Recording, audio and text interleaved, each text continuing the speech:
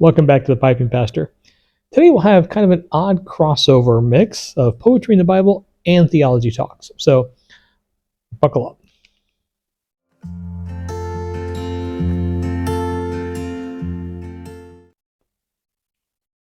Well, I am very happy to be home again after a rather long week in California. Thank you to those of you who were praying for me on the return trip. We were in 4 airports, 3 flights, beginning at 4 a.m., ending back here at home about 10 o'clock at night. So a very long day of travel, but we made it back. It was close at one point. Thought we were going to miss a connection because there was a delay, but it was it ended up making it, so it was fine. I was not looking forward to spending 5-6 hours in an airport waiting for the next flight. And we had a very productive week. I was able to allow my associate to teach some classes, so I just observed, made some notes, kind of giving him the opportunity to sharpen his skills in terms of teaching classes and so forth. And then I was able to do some individual one-on-one ministries. Didn't have any chance to catch up on any YouTube videos, so I'm way behind. So I'll be doing that this weekend, catching up on some of your videos and getting some comments in there. So I apologize for being absent entirely for the whole week. I know a lot of you put videos out, and I was like, oh, I got to get to that, and I just didn't have a chance to. When I travel on these trips, oftentimes because my time frame is rather short, I have a week at most, sometimes maybe 5 days, 4 days. So it's an all-day thing. It's early in the morning till late at night every single day to get everything covered I need to get covered. So I am very happy to be back home smoking a pipe and hopefully catching up on some of your all's videos. Speaking of pipes, in my Meerschaum bent apple here, I'm not going to be referring to it as the Lee Van Cleef Meerschaum any longer, because I realized Lee Van Cleef Meerschaums are African, and this is not an African Meerschaum. So it's kind of a Lee Van Cleef wannabe.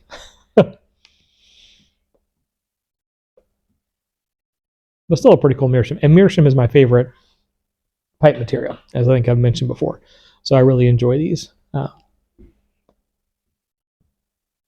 just think they burn really well. But in any case, I realized it is Sharp Things Saturday, but I didn't want to get the Sharp Things video going because I have some pictures I know somewhere in the archives that go along with the next Sharp thing I'm going to be featuring. And so I want to dig through all my photo files and try to find those, because there's a long story that comes along with this one. A long story for me personally, and an even longer story for the Sharp thing itself. So another 1 week tease on that one. But next Saturday I'll have it out. Well, the topic for today is something that actually came up in a conversation I was having in one of my one-on-one meetings this past week.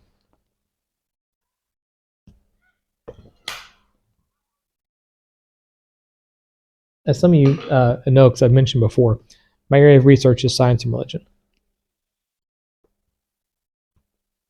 And as such, I get a lot of questions on the ministry work I do related to that.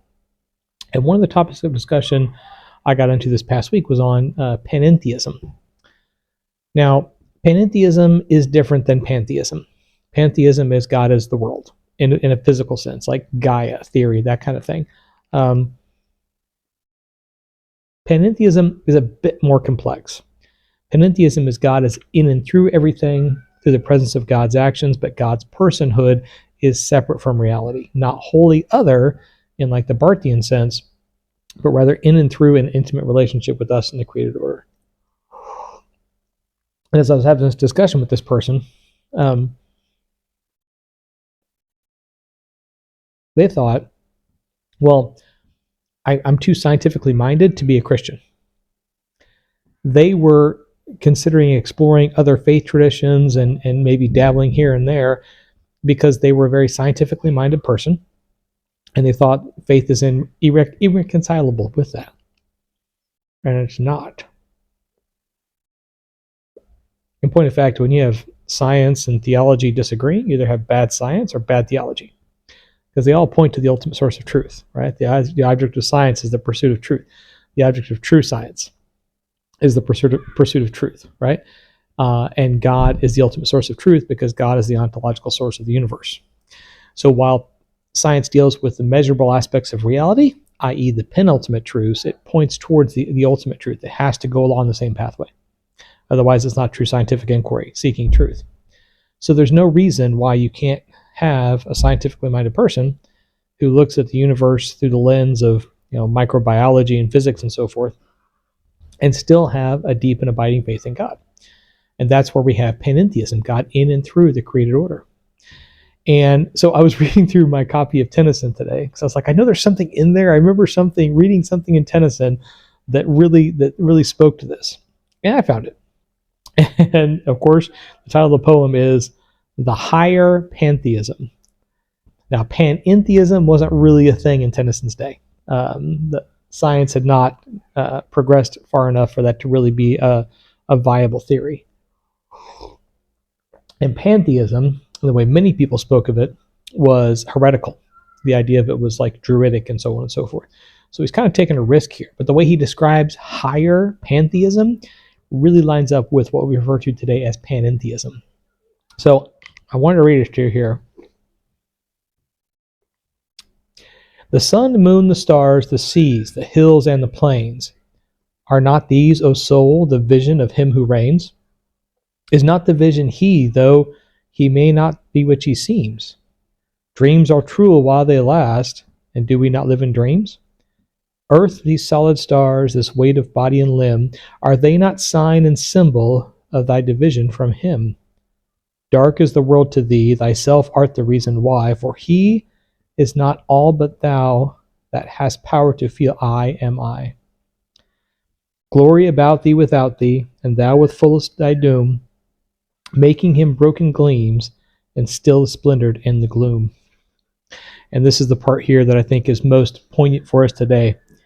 God is law, say the wise, O soul, and let us rejoice, for if he thunder by law, the thunder is yet his voice.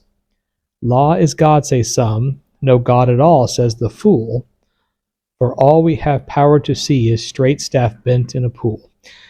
What he's getting into there is the early ideas of physics and natural laws. When he's talking about law, he's not talking about legal precedent and so forth. He's talking about natural law, natural philosophy, and during his time is what it was referred to. But that's where we see God existing in a panentheistic sense, that there are physical laws in the universe, but the physical laws as we know them, physics, are not prescriptive, they're descriptive. They're a way for us to understand how the universe works and our understanding of it. It's how we label things. We call this, that, and this the other thing, and we label this happens and this happens and so on and so forth.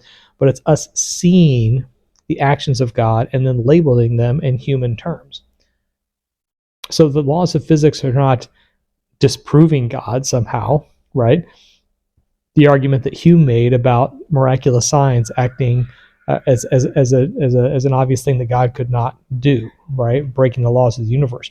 But Hume's understanding of the universe was based in Newtonian physics, which was far, far more rigid than the physics that we have an understanding of today. So the further we get in our understanding of the physical universe, the further we get in our understanding of quantum mechanics and indeterminacy and the intricacies of microbiology and so forth, the more it points to divine action. The more it points to God acting in and through the universe. And we're just scientifically kind of coming closer to understanding. With each new discovery we make, we're not shrinking God, we're not shrinking the world. We're coming closer to an understanding of how God works. And we'll never get there all the way, of course. If we could figure God out, then God would not be God, right? But God acts in such a way that the universe prospers, that the universe progresses and moves forward. And we're able to see and discern some of that through our scientific research. There's an old adage that a group of scientists spend their entire lives climbing a mountain, and then they get to the top and find a group of theologians who have been there the whole time, right? As theologians, as ministers and reverends and so on and so forth, we know where the ultimate truth ultimately leads. We don't know exactly how to get all the way there, and we can't, right? But scientists are just basically trying to get along to the same place. we're all pointed to the same direction, which is the ontological source of reality, which is God. The Bible says that we are fearfully and wonderfully made. Wonderfully, that term in Greek doesn't mean like, oh, it's super cool. Wonderfully means miraculously. It means the universe was created in a miraculous fashion. Miraculous, of course, meaning that it is of God. It is a divine action, but it is still action. It is still things happening in and through the universe. So, can you have an understanding of science? Can you be a scientifically minded person and still see God acting and still believe in a creator God? Absolutely. There's no contradiction there whatsoever. And as Tennyson points out, people see God in the law. The fool sees just the law. So, not intending to call anybody a fool, not my words, Tennyson's. but if we're pursuing ultimate truth, if we're truly seeking after truth, and that's one of the difficulties with science sometimes. It used to be that scientists would pursue truth for the sake of truth in order to understand nature. And now scientists pursue their arguments so they can get published in Nature. It's a joke I share with some of my scientific friends. But ultimately, we can see God in and through, acting in and through everything, including poetry. But all right, well, that is it for this time. I have a lot of videos to check out. I'm really kind of interested to see what everybody's been posting in the last week. I feel so out of the loop. So I'm going to relay my pipe and send this off and then get back in. So I will be at Muletown. I know a lot of you have already commented and said that you're going to be able to see me there, which will be awesome to meet everybody in person. I'll be there on Friday and the first part of Saturday. I have to leave Saturday afternoon, though, unfortunately, because I'm traveling again, this time to Georgia, the following Monday. So I got to get back late Saturday night so I can have Sunday to get ready to go so I can leave Monday again to travel for work to Georgia. But I will be there Friday night for the social get-together, let's say in the first part of Saturday. So I hope to see you there. Until then, have a lovely week. As always, happy reading.